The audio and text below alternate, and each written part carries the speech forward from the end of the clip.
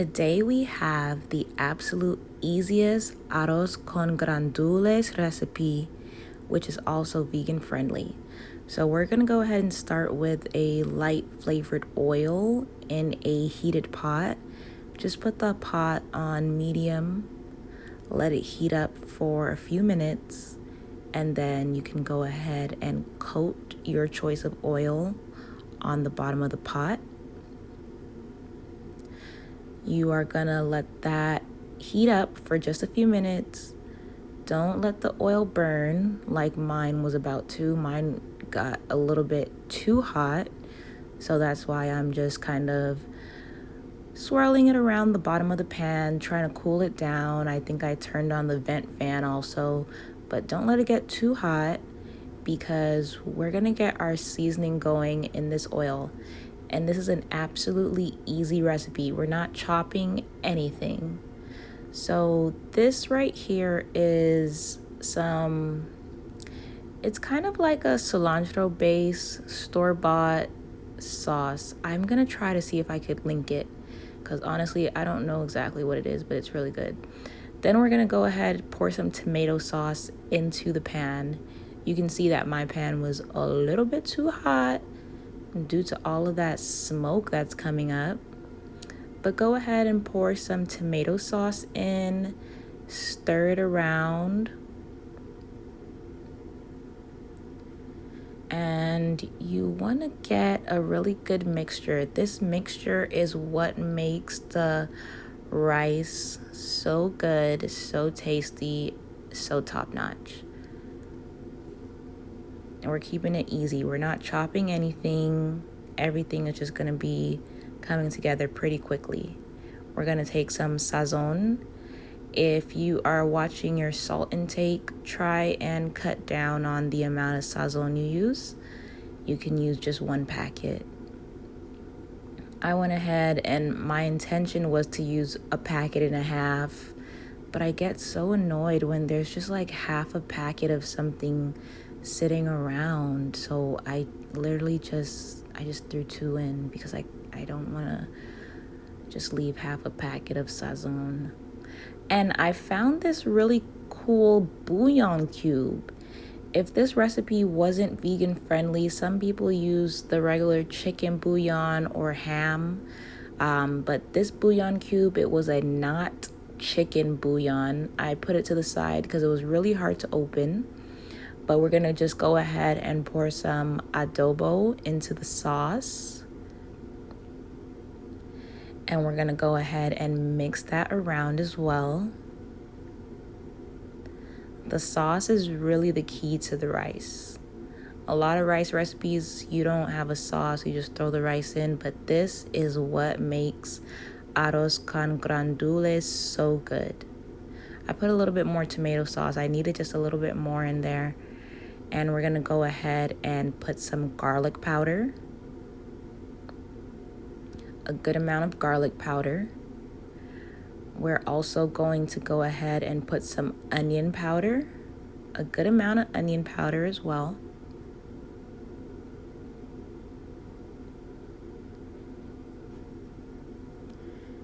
And from there, we're gonna get that not chicken bouillon cube. It was so hard to open. So I literally had to like take a few minutes and pause to get this opened. But I was really excited to try this out. I hadn't seen a not chicken bouillon cube in quite some time. So I just went ahead and used half of a bouillon cube. And what they recommend is actually that you put the bouillon cube in another bowl of water to kind of dissolve it. But I'm telling you, this is the easiest arroz con grandules recipes you're gonna find. We're not putting any extra task. We're gonna pour that water straight into the pot, boom, just like that, and kind of mix that around. It'll dissolve just like that in the sauce because we're gonna make sure, your stove is still on. You can have it on about, not medium, but like 3 or 4. Your stove is still on and this sauce is really starting to simmer. So the bouillon cube is gonna dissolve in there anyway. Mix it all up and we're starting to get somewhere. We're gonna go ahead and pour in our pigeon peas.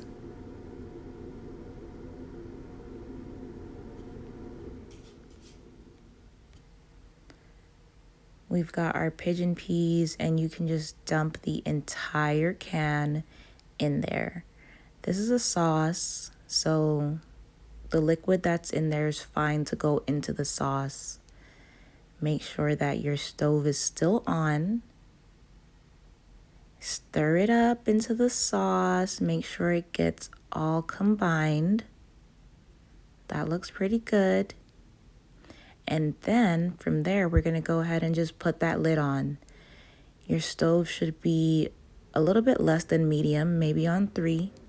We're going to leave that for a few minutes to get those flavors all combined and really, really going together.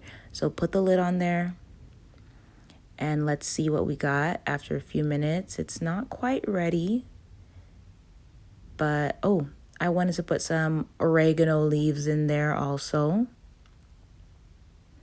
That's really good for this recipe.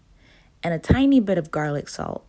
I don't like using salt. I don't even know why I want to put that in there, but a little bit of garlic salt and a good amount of some peppercorns, ground black pepper would go really good in this recipe.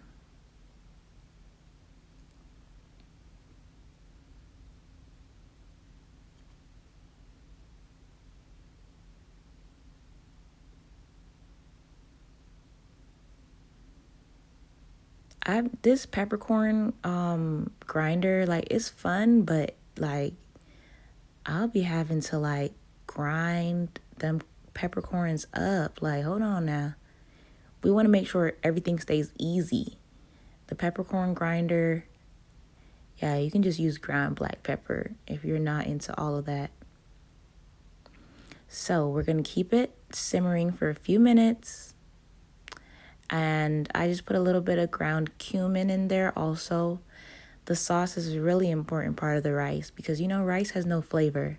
So we want this sauce to be able to take the whole entire dish to another level.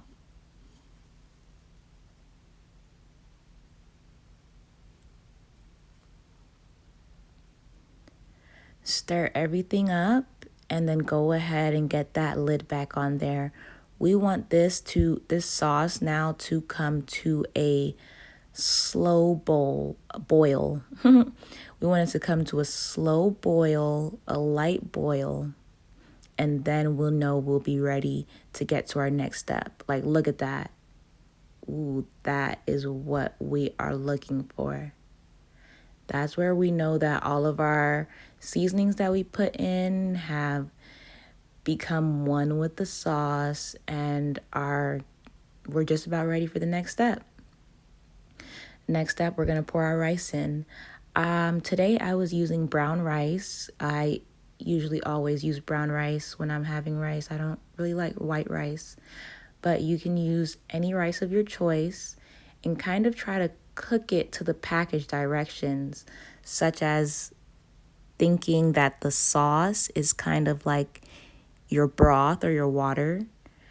But for me, I went ahead and put my brown rice in there, and I went ahead and got about 3/4 a cup, 3/4 or 1 cup more of water to put on top of the rice. We kind of want the rice to be, or the liquid to be covering the rice just a smidge. And especially if you have white rice, be cautious of how much liquid you use. I use brown rice, so I actually did use a little bit more liquid than what white rice might call for. But like I say, make it to the package directions or how you know you want your rice. If you know you want your rice kind of mushy, you put more water. If you want it kind of firm, you put less. You know how you kind of like your rice. The hard part, which was really quite easy, is done with. We did the sauce, we put the rice in, and we're going to go ahead and put that lid on there. Try to let that come to a slight boil.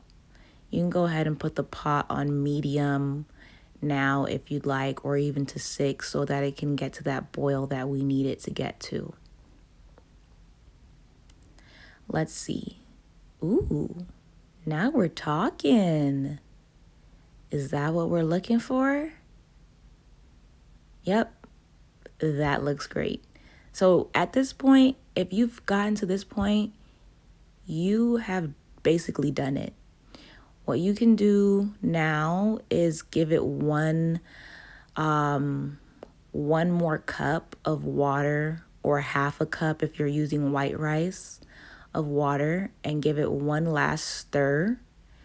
And your rice is gonna do what it's supposed to. I set myself a timer for 30 minutes. You basically set a timer for how long your rice takes to cook according to package directions. After the timer went off, 30 minutes later, this is how the rice was looking. It looks pretty good. It looks pretty good to me. So what I was doing there is, it's not quite finished cooking. That's just brown rice. Brown rice takes a little bit longer. So I was just trying to see how much excess liquid was in the pot, and trying to see if I needed to take out any liquid, because I don't like mushy rice. So I did take out a little bit of liquid, not too much, and I set it to cook for another 15 minutes. Now we're talking. You can tell that the rice is basically ready at this point. So when your rice is cooked to package directions and it's steaming and it looks sort of like that, what you can do at that point is do your happy dance. This is the easiest arroz con grandules recipe. Do your happy dance and fluff the rice. Fluff the rice, and you can go ahead and either turn your pot down to low or turn your pot off completely. And you're gonna go ahead and let the rice steam without any heat, or with very low heat, for another 10 minutes. Ooh, look at that. I'm happy. I'm happy to do my happy dance. I think I was trying to taste it, but I'm like, bro, you're doing a video. Wait. So that's the arroz con grandules. You can go ahead and put the lid back on the pot and let it steam for another 5 to 10 minutes. So, yep, I put the lid back on, and that's about it. Thank you guys for watching the easiest arroz con grandules recipe that's vegan friendly. Bye.